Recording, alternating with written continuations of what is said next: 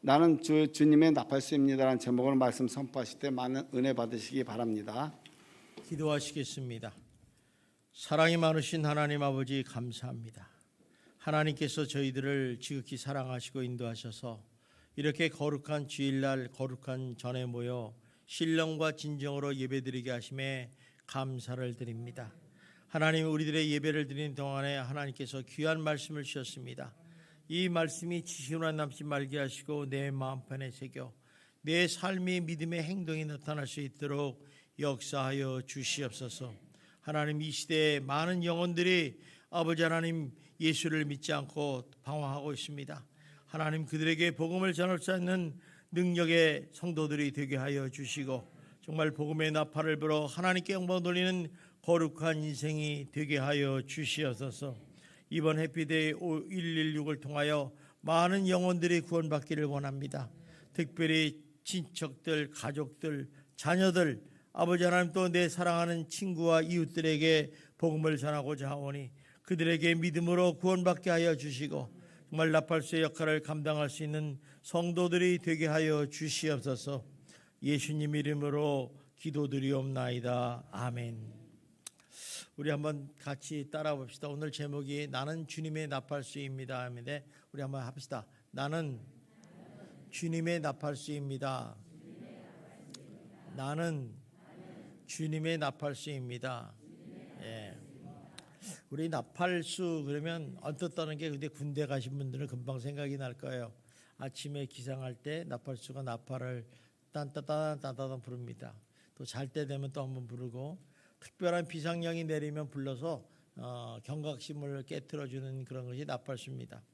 오늘 본문 말씀의 배경을 보면 남유다 왕국의 멸망이 전에 이스라엘 백성들의 영적인 상황이 어땠냐면 계속해서 하나님 여호와를 버려요. 근데 이들이 하나님을 안 믿는 건 아니에요. 근데 하나님을 믿는 하나님의 백성인데도 불구하고 하나님을 버리고 다른 신들에게 경배하고 분향하면서 절을 합니다. 하나님이 가장 싫어하는 게 바로 이거죠. 근데 거기다가 또 아주 사악한 이제 죄를 짓고 있었다는 것입니다. 그렇기 때문에 하나님께서는 심판하기로 작정을 하세요. 그런데 참 하나님은 놀라우신 분이에요. 사랑하시기 때문에 그래도 그 중에 한 사람이라도 구원받기를 원하시기 때문에 경고하기 위해서 예레미야 선지자를 세우게 됩니다. 그래서 예레미야 선지자를 통해서 무려 40년 동안 다가올 심판에 대해서 아주 담대하게 경고하고 선포하게 만드셨습니다. 그런데 참 많은 사람들이 이 예레미야의 이 말씀을 듣고서 아무도 경고를 듣지 않았다는 거예요. 우리도 그래요. 우리도 좋은 소리를 하는데 듣지 않으면 좀 속상하지 않겠습니까? 근데 더 신기한 거는 오히려 예레미야 선지자가 이제 하나님의 이 경고의 말씀을 전하고 선포할 때 그를 조롱해요. 또 치욕과 모욕거리를 만들었고 심지어는 핍박과 감옥에 들여다 보내고 죽이려고까지 했습니다.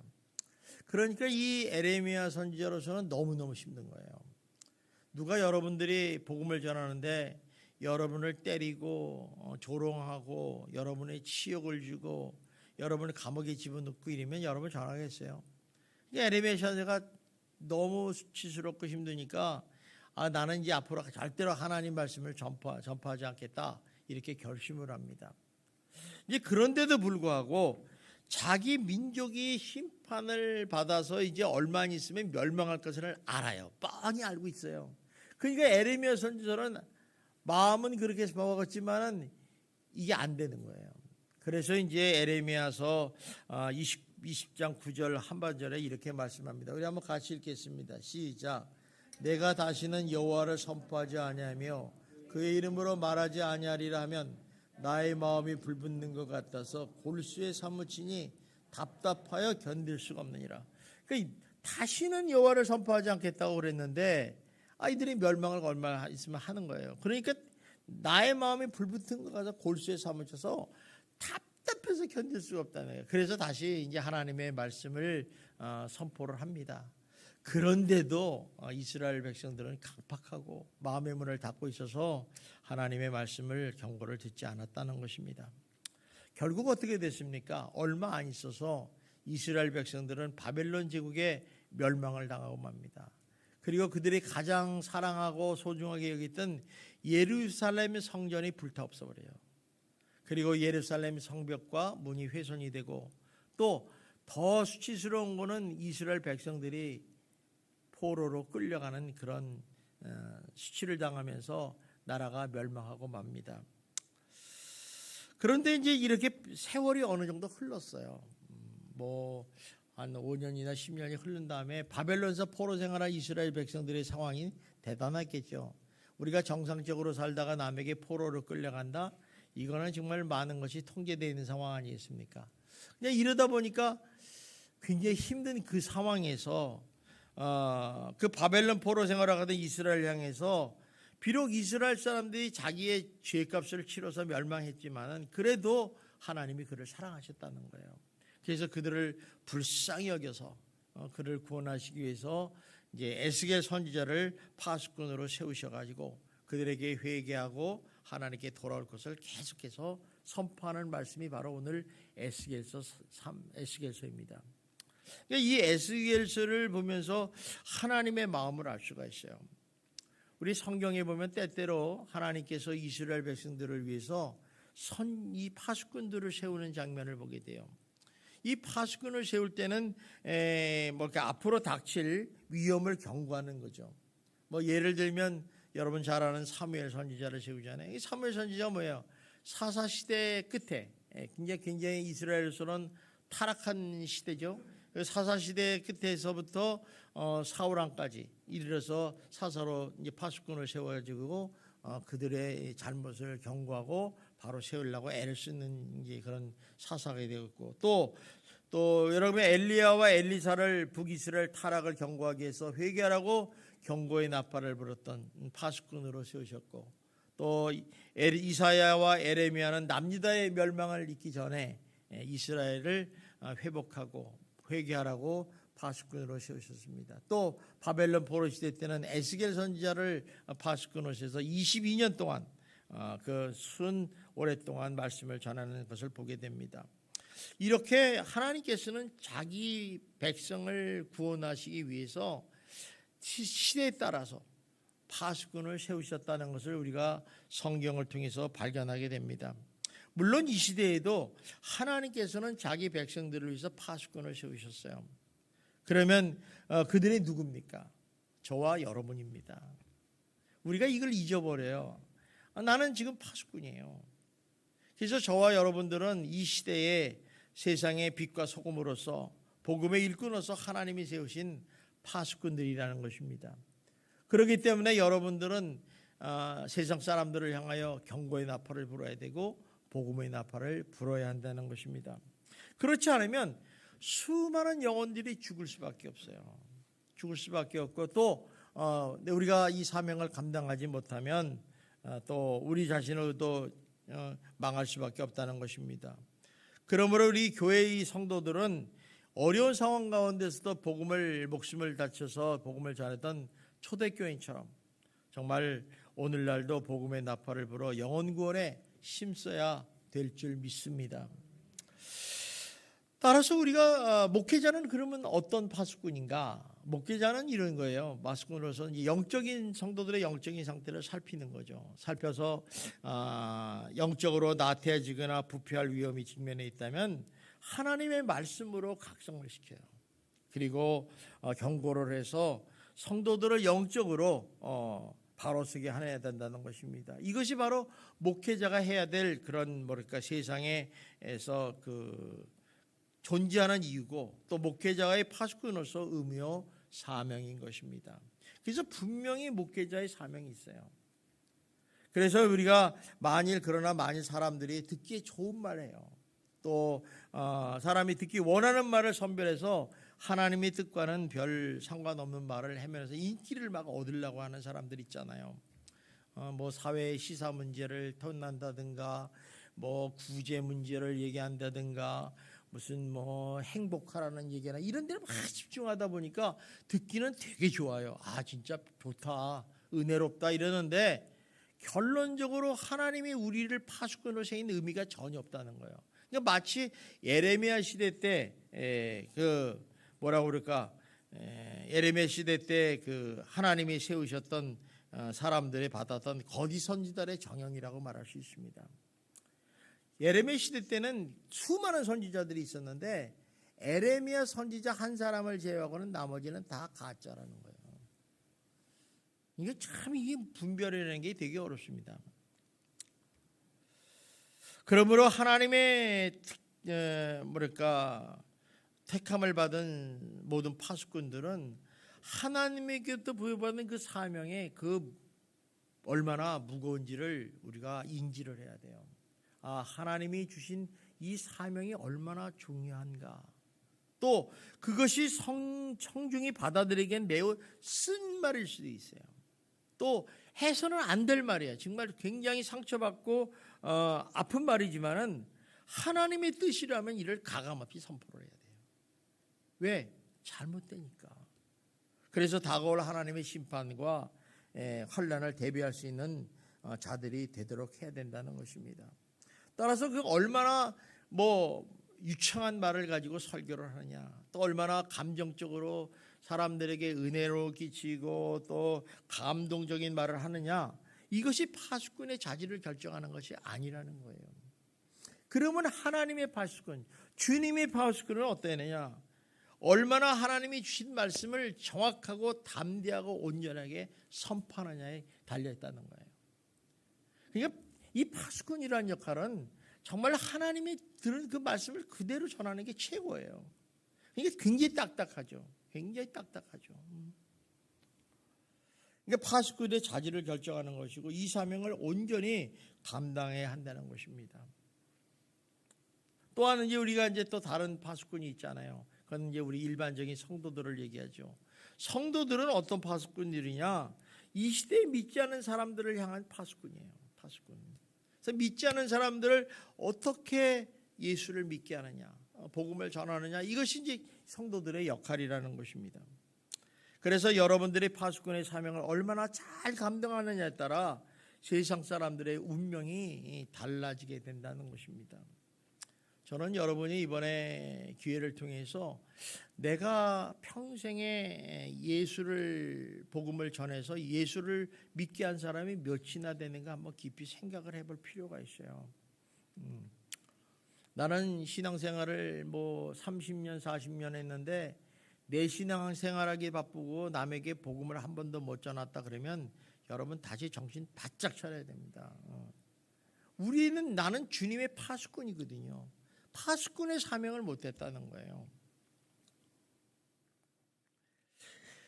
따라서 우리가 파수꾼들이 자기의 사명을 잘 감당해서 세상 사람들이 회개하고 주님 앞에 돌아온다면 그들은 구원을 받을 거 아니겠습니까? 그러나 만일에 여러분이 파수꾼 사명을 잘 감당하지 못해서 그들이 여전히 사망의 길에서 서서 방황하고 또 안일과 악행을 머물러지고 그들이 구원받지 못하고 멸망하게 된다면 그 책임을 파수꾼이 면할 수 없다는 것을 오늘 성경에서 분명히 말씀하고 있습니다. 그러므로 죄에 빠져 어둠 속에 헤매는 사람들에게 복음을 전파하여 바른 길로 이끄는 사명을 여러분 최선을 다해서 잘 감당하시는 성도 여러분이 되시기를 주님의 이름으로 축원합니다. 자, 그렇다면 우리가 파수꾼의 역할이 뭐냐? 나는 주님의 파수꾼이라는데 파수꾼의 역할이 뭐냐는 거죠. 예전에는 그렇게 이제 성이 있으면 이렇게 높은 데다 망루를 세워요. 왜냐하면 이 망루를 세운다는 얘기는 이제 적들이 침입을 이렇게 하는가를 보는 거예요. 무슨 위기 상황이 있을까? 그래가지고 이제 적이 만약에 침입을 한다 그러면 위에서 나팔을 부는 거죠. 그래서 이제 파수꾼들은 항상 창과 나팔을 가지고 있어요. 그래서 큰 소리로. 그러면 성 안에 있는 사람들이 다 그 소리를 듣잖아. 아, 이게 무슨 소리냐? 왜냐하면 파수꾼들이 자기 기분이 좋아가지고 나 한번 불러볼까? 그러고 뻥 부르거나 또 실수를 해서 이런 건 없잖아요. 꼭 그때만 부르는 거잖아요. 그러니까 이때 이제 밑에 있는 사람들이 그걸 이제 발견하고서 이제 빨리 준비해가지고 이제 할 수 있다는 거예요. 이게 다른 사람이 다 들을 수 있도록 이렇게 크게 나팔을 부는 사람이 바로 파수꾼이에요. 오늘날의 교회죠. 그래서 교회 사명은 뭐냐? 세상의 파수꾼이 돼서 나팔을 부는 일이라는 것입니다. 오늘 한번 우리 3절 4절 한번 읽어보겠습니다. 시작. 그 사람이 그 땅에 칼이 임함을 보고 정신 차리지 아니하므로 그 임하는 칼에 제감을 당하면 그 피가 자기의 머리로 돌아갈 것이라. 자, 이게 무슨 얘기냐면 나팔을 적이 들어오니까 나팔에 경고의 나팔을 불어요. 그런데 이 성한 사람들이 그걸 무시해버려. 사실은 이 경고의 나팔을 불면 어린아이나 노약자들은 빨리 피신을 시키고 남자들이나 군인들은 빨리 창칼을 가지고 성을 지키려고 싸움을 준비해야 되는데 이거 듣지 뭐 이거 괜찮아. 그러고 나서 이제 하는 얘기가 뭐냐면 먹고 마시고 그냥 안일하게 지난다는 거예요. 그러다 보니까 어떻게 성이 이제 공격이 돼서 파괴가 되고 점령당해서 사람들이 죽으면 그 책임이 과연 파수꾼의 책임이 있느냐 없느냐 물어보시는 거예요. 답은요 딱 하나예요. 파수꾼에게 책임이 없어요. 왜냐하면 파수꾼의 역할이 뭐예요? 뭐 노약자를 피신시키고 칼 싸우고 준비하고 이렇게 하는 게 아니라 파수꾼은 단지 자기가 나팔을 부는 거예요. 빵 하고 큰일 났습니다 하고 경고하는 거예요. 그러니까 우리가 자기가 맡은 사명, 자기가 맡은 역할을 제대로 못하면 문제가 심각한 거예요. 남의 일 자꾸 간섭하지 말아라. 네 일만 제대로 하라는 거예요.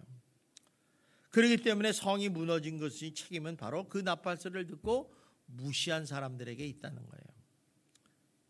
또 하나의 비유는 뭐냐면 6절의 말씀입니다. 우리 한번 6절 한번 보겠습니다. 시작. 그러나 칼이 임함을 파수꾼이 보고도 나팔을 불지 아니하여 백성들이 경고하지 아니하므로 그 중에 사는 사람이 그 임하는 칼에 죄가 당하면 그는 자기 죄악으로 말미암아 죄가 되려니와 그 죄는 내가 파수꾼의 손에서 찾으리라. 자, 이제 파수꾼이 적들이 막 쳐들어오는데 위협을 보잖아요. 그런데 줘라. 못 봤어. 그다음에 소홀해가지고 저들이 뭐 오지든 좀 척했어. 아직도 멀었어. 그리고 나팔을 안 불어요. 그러면 성한 사람들은 아무도 모르지 않습니까? 모르다 보니까 어때요? 피하지도 않고 그러다 적이 참들어서 칼로 죽이고 성이 부겨지고 하면 그 책임을 누구에게 물 거냐? 바로 파수꾼에게 묻겠다는 거예요. 왜? 파수꾼이 경고의 나팔을 부르지 않았기 때문에 이렇게 죽었다는 거예요. 그러니까 다시 말하면 왜 파수꾼의 죄값을 물어야 하는가? 파수꾼의 사명이 나팔을 부는 거라는 거예요. 나팔을 부는 거. 그래서 파수꾼은요, 어떤 경우라든지 나팔을 불지 않으면 그 책임을 면하지 못하는 거예요. 나는 바빠서 못해. 난 자야 돼. 나는 뭐 피곤해. 이거는 그 사람의 편이고 자기 맡은 사명은 뭐 2부 교대를 하던 기간에 나팔을 불어야 된다는 것입니다. 오늘 이 두 가지 비유를 통해서 우리에게 말씀하시는 건 뭐냐? 사람들이 듣든지 안 듣든지 파수꾼이 상관할 문제가 아니라는 거예요. 파수꾼은 역할은 오직 나팔을 부는 거예요. 나팔을. 이 나팔을 부를 때 파수꾼으로 역할을 감당할 수 있다는 것을 오늘 성경에서 말씀합니다. 이를 우리들에게 한번 적용해 봅시다. 지금 해피데이를 시작해서 전도합시다 이러는데 전도할 생각은 안 하고 복음을 전할 생각은 안 하고 무슨 생각이냐? 내가 생각해 보니까 저 사람들은 절대 예수를 믿을 사람이 아니야. 저 사람이 복음을 전하는 것은 시간 낭비야. 또 이 시대에 복음을 전한다면 어떻게 누가 예수를 믿을까? 그래서 복음을 안 전해요. 그런데 무슨 말이냐면 이렇게 복음을 전달받을 사람에 대해서 판단하는 것은 너의 몫이 아니다는 거예요. 여러분에게 보세요. 오늘 점심에 식당에서 밥 잡수세요. 그러면 여러분 밥 먹는 사람 있고 안 먹는 사람 있죠. 먹는 사람은 자기 몫이고 안 먹는 사람은 자기 몫이에요. 일단은 전해야 되잖아요. 근데 밥을 해놨는데 안 전해. 왜? 나 혼자만 먹으려고. 그러면 여러분 뭐라고 했어요? 목사님 배가 너무 많이 나오시겠다 이렇게 생각하지 않겠어요? 그러니까 책임이 나에게 있는 거예요. 그러면 이제 식당에서 난리가 나죠. 아니 목사님이 어떻게 혼자 밥을 다 먹냐고. 그런 얘기예요. 쉽게 얘기하면. 그래서 다시 말하면 그들이 우리가 해야 될 일은 차별 없이 죄가 있는 곳에 복음을 전하라는 말씀이에요. 그러니까 그들이 듣든지 안 듣든지 모든 사람에게, 내가 만나는 모든 사람에게, 특별히 내 식구들, 내 형제들, 내 가족들, 내 사랑하는 친구와 이웃들에게 복음을 전한 것이 하나님의 명령이라는 것입니다. 우리 한번 디모데 전후서 4장 1절 2절을 한번 보겠습니다. 시작. 하나님 앞과 살아있는 자와 죽은 자를 심판하실 그리스도 예수 앞에서 그가 나타나실 것과 그의 나라를 두고 엄히 명하노니 너는 말씀을 전파하라. 때를 얻든지 못 얻든지 항상 힘쓰라. 범사의 오래 참음과 가르침으로 경책하며 경계하며 권하라. 자, 엄히 명한다. 엄히 명한다는 것은 어명이요 이런 뜻이에요. 여러분 영국 사극 보면 어때요? 어명이요 그러면 끝나는 거예요. 아무리 자기가 뭐 영의정이고 정의정이고 뭐 대장군이라도 어명이요 하고 사자가 와서 얘기하면 무릎을 딱 꿇습니다. 사약을 받아라. 그럼 받아야지 어떻게 하겠어. 주시옵소서. 저 같으면 칼을 딱 받아서 싸울 텐데. 어명이니까 어쩔 수 없는 거예요. 이게 왕의 명령이에요. 어명이라는. 근데 엄히 명하노니 이런 단어는 성경에서 여기만 나와요. 복음 전파에 대한 어명이라는 단어가 나와. 뭐 엄히 명하노니 서로 사랑하라 이렇게 말씀하지 않았어요. 엄히 명하노니 비판하지 말라 이렇게 말씀하신 적이 없다는 거예요. 여기만 나오는 거예요. 엄히 명하니 너를 받습니다. 이 엄히 명한다는 것은 네가 지키지 않으면 너 죽인다. 이런 거지. 참 무서운 말씀이에요. 그러니까 뭐 이 왕의 명령은 어떻습니까? 복음 전파하는 것이 왕의 명령인데, 왕의 어명인데 이건 해도 되고 안 해도 되는 뭐 선택의 여지가 없는 거예요. 마땅히 하나님의 백성이라면, 구원받은 백성이라면 당연히 뭐 이건 뭐 어디 반드시 해야 되는 거예요. 반드시 해야 되는 거예요. 아우 나는 피곤해서 못해. 아우 왜 뭐 옆 사람한테 옆 사람이 다 할 거야. 내가 안 해도 이번 해피데이 잘 진행해. 절대 그렇게 아니에요. 그런 게 아닙니다. 절대로 그렇게 생각하면 안 돼요. 하나님이 나를 통해서 구원하실 자가 있다는 거예요. 이게 놀라운 얘기예요.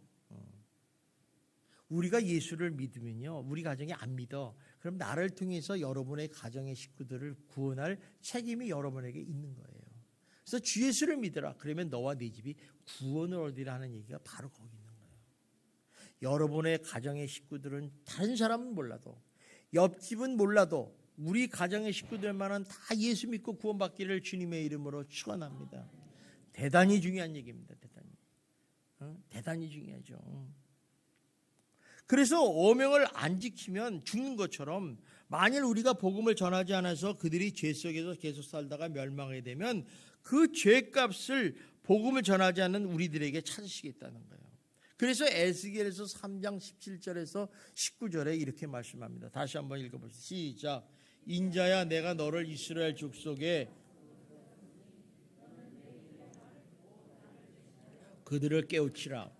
가령 내가 악인에게 말하기를 너는 꼭 죽으리라 말할 때 네가 깨우치지 아니하거나 말로 악인에게 일러서 그의 악한 길을 떠나 생명을 구원하게 하지 아니하면 그 악인은 그의 죄악 중에서 죽으려니와 내가 그의 핏값을 네 손에서 찾을 것이고 네가 악인을 깨우치되 그가 그 악인의 마음과 악인의 행에서 돌이키지 아니하면 그는 그의 죄악 중에서 죽으려니와 너는 네 생명을 보존하리라.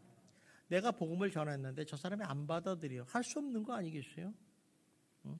말도 물가에 데려갔는데 안 먹겠다는데 어떡하겠어? 그건 어쩔 수 없는 거예요. 그건 너한테 책임이 없다. 그런데 네가 안전하면 너에게 생명의 값을 받겠다 이런 얘기죠. 참 무섭고 떨리는 말입니다. 그렇다면 왜 하나님께서 왜 우리들에게 이렇게 두렵고 떨리는 말씀을 명령하셨을까? 그건 딱 하나예요. 이 영혼을 구원하는 것이 그만큼 소중하기 때문에 그렇다는 거예요. 여러분 성경에 보면요, 한 영혼이 온 천하보다 귀하다는 거예요. 그러니까 우리가 여러분이 한번 생각해 보세요. 내 자녀가 지금 물에서 떠내려가. 여러분 아버지가 먼저 갈까? 엄마가 먼저 갈까? 여러분 벌써 틀렸다. 보는 사람이 먼저 가야지. 내 새끼니까. 아버지는 어머머 떠나가네. 엄마는 발만 동동동동 가시는 거예요. 진짜 실제적으로 올 여름에도 계곡에서 물놀이를 하는데 아이게 주부를 줬어요. 근데 물이 갑자기 확 오는 바람에 떠내려가 버렸어. 근데 엄마가 그걸 보고 어머머 저거 어떡하자. 둘이 가니까 큰일 난 거야. 둘이 가니까. 근데 저 밑에 어떤 사람이 뛰어들어가서 그 아이를 구했어요. 어머니 마음이 내가 부모인가? 이런 생각 안 들겠어요? 그 간절함이 있어야 돼. 간절함. 사랑이 있어야 된다는 거예요. 그러니까 영혼 구원이 그만큼 소중한 거예요. 여러분 요나서를 보면요, 선지자 요나라는 사람이 나와요. 이 선지자는 하나님의 명령을 받고 그대로 행하는 사람이에요. 근데 이 요나가 하나님께서 이런 명령을 받았어요. 너는 일어나 니느웨에 가서 내가 너에게 지시한 명령한 것을 그들에게 선포하라 얘기했어요. 그러니까 이 요나가 그 말을 듣고 거절을 해버려요. 왜냐하면 이 니느웨라는 나라가 자기 민족의 원수예요. 너무 미운 거야. 자기 형제들 동포를 죽였기 때문에. 그게 싫은 거예요. 아마 여러분들보다 싫은 사람한테 복음 전하라면 하겠어요? 옆에 오는 것도 소름 끼치는데. 어떤 사람은요, 싫은 사람이 이렇게 옆에 지나가면요, 눈에가 이렇게 가재미 눈이 돼요. 그래서 여러분 주변에서 가재미 딱 뜬 사람은 보지도 마세요. 가시면 돼요. 근데 그런 사람에게 복음을 전하라는 거예요. 싫죠. 그러니까 다시스로 도망을 가요. 배를 타고 도망을 가는데 아주 착착착착 맞아요. 계산이. 딱 가니까 배가 있어. 딱 타니까 다시스야. 그런데 하나님이 가만둬요. 그냥 풍랑을 일으켜가지고 배를 침몰하게 하고서 준비한 물고기에다 탁 집어넣어버리는 거지. 그러니까 물고기 뱃속에서 캄캄하니까 죽을 것 같거든. 그러니까 하나님 살려만 주신다면 주님의 뜻대로 하겠습니다. 회개해가지고 이제 니느웨를 가서 복음을 전합니다. 그랬더니요, 놀랍게도 그 니느웨 사람들은 하나님의 백성들이 아니거든요. 이방인들은요, 그들의 회개하고 금식하면서 진짜 회개해서 돌아서는 거예요. 그럴 때 이 하나님께서 요나에게 이렇게 말씀하시는 거죠. 요나서 4장 11절입니다. 우리 봅시다. 시작. 하나님을요, 이 큰 성읍 니느웨에도 좌우를 분별하지 못하는 자가 12만 명이요 가축도 많이 있나니 내가 어찌 아끼지 아니하겠느냐 하시니라. 그러니까 이게 하나님의 아버지의 마음이에요. 정말 하나님께서는 선인이든 악인이든 모든 사람이 복음을 들을 수 있도록 우리들에게 땅끝까지 복음을 증인을 되라고 말씀하시는 거예요. 그럼 우리는 아멘하고 복음을 전파하면 되는 거예요. 이들이 어떻게 될 건지 우리가 알 필요가 없는 거예요. 그런데 요나는 도망갔다는 거예요. 그러면서 이 말씀한 거예요. 내가 이렇게 살아간단다. 여러분, 우리가 예수 믿는 사람들 여러분 다 하나님의 자녀인 줄 믿습니다. 지금 믿지 않는 탕자들 중에도 하나님의 자녀가 있다는 거예요. 그 자녀를 데려오라는 거예요. 저 사람들이 악인입니까? 아니에요. 아닐 수 있어요. 탕자일 수 있어요. 그들에게도 복음을 전해서 기회를 주어야 되는 거죠.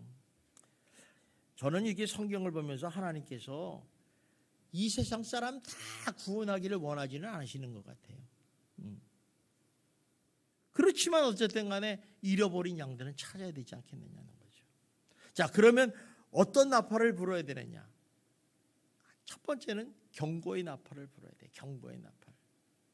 여기 3절에도 보니까 뭐라고 해요? 나팔을 불어 백성에게 경고하라 했고 7절에도 그들에게 경고할지나서. 그럼 무엇을 경고하라는 거예요? 하나님께서 내가 임하신 말씀이 있어요. 그게 뭐냐면 회개하라. 하나님께 돌아오라는 거예요.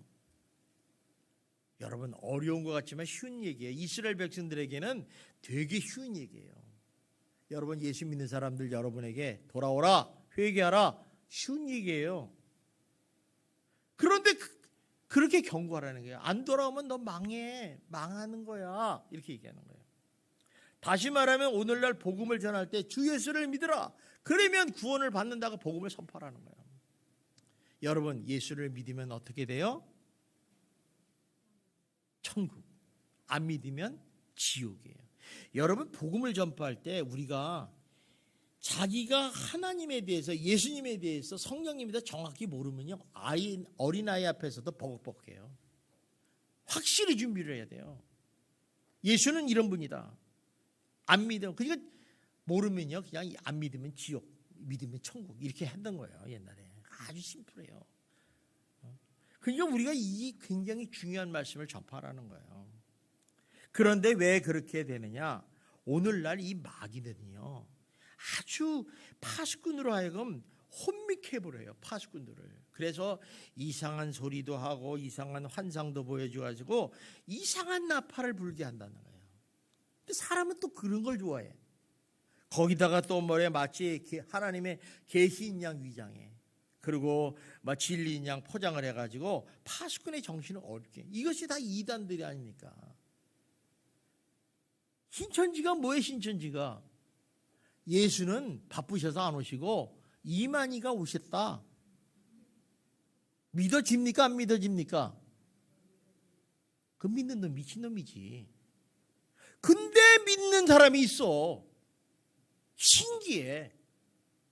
왜냐면 청년들은 모르잖아. 어리버리해가지고.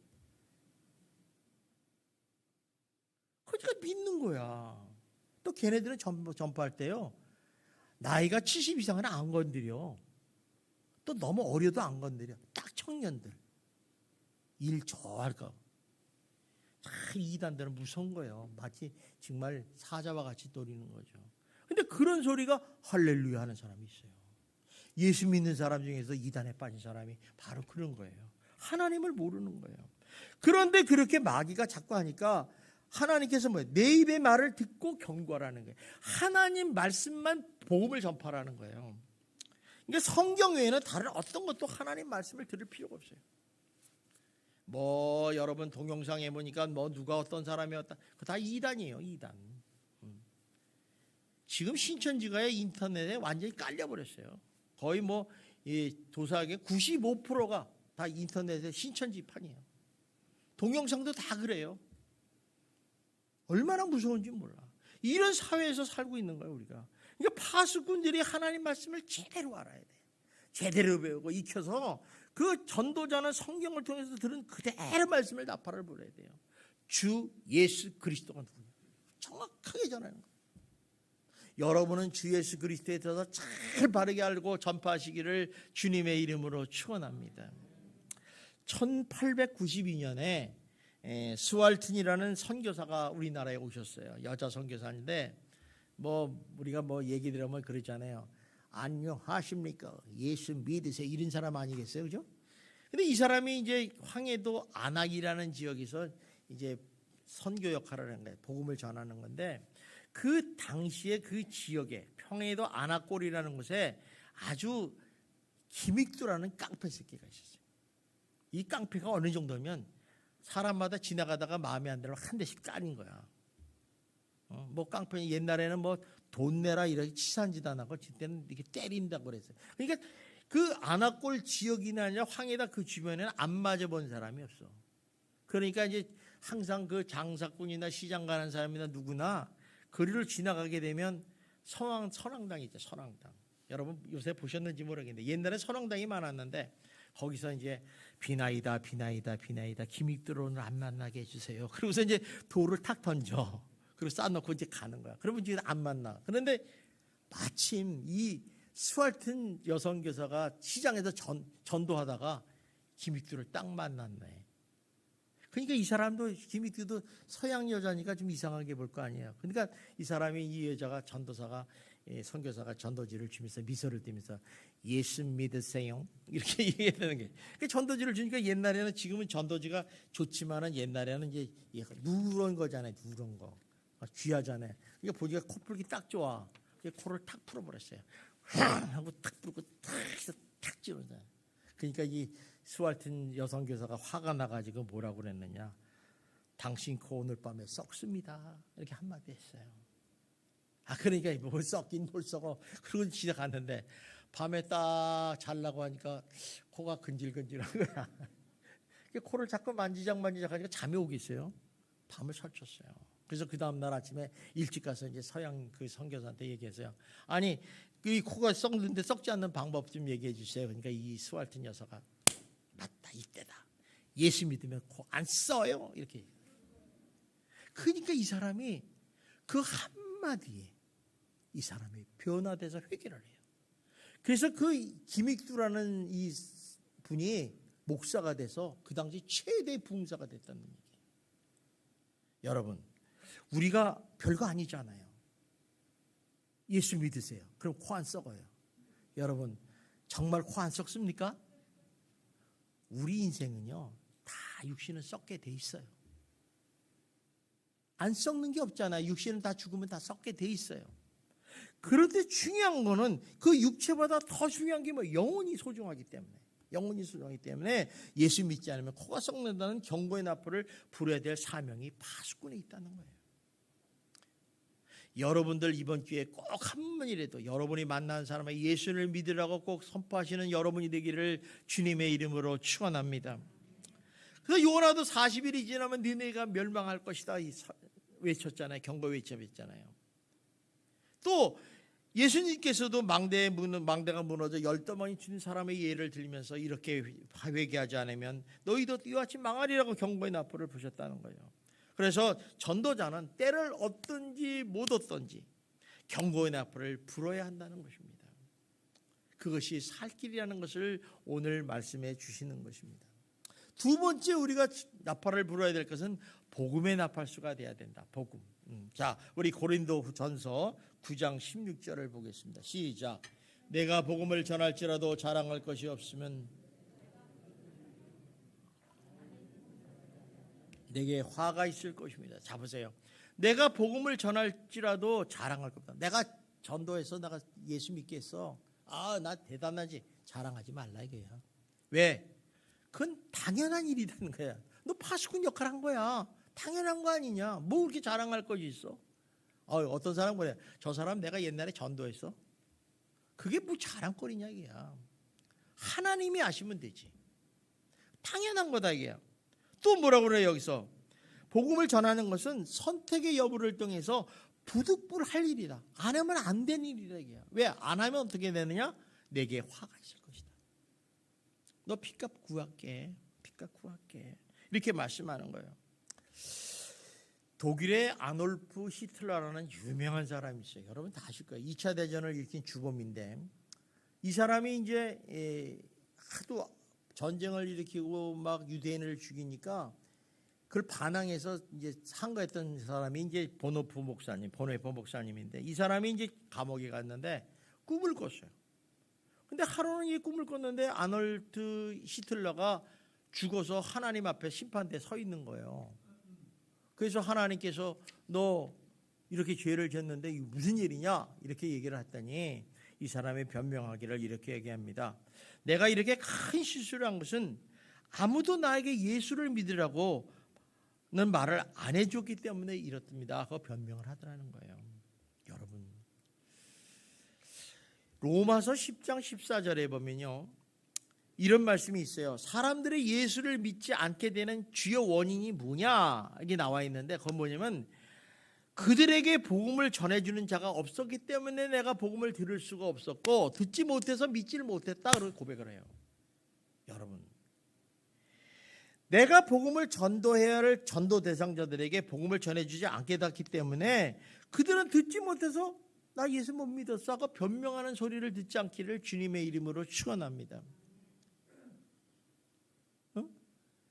왜 너만 예수 믿었냐? 왜 나한테 예수 믿지 못하게 했어? 이렇게 얘기할 수 있어요. 옛날에 제가 또 얘기했지만 박현전 도사님이 계세요. 그분이 지옥 갔다 오는 간증을 하는데 지옥에 이제 자기가 예수 믿고 구원받았으니까 기도해서 하는데 이제 하나님이 천국과 지옥을 보는데 지옥을 갔어요. 갔는데요.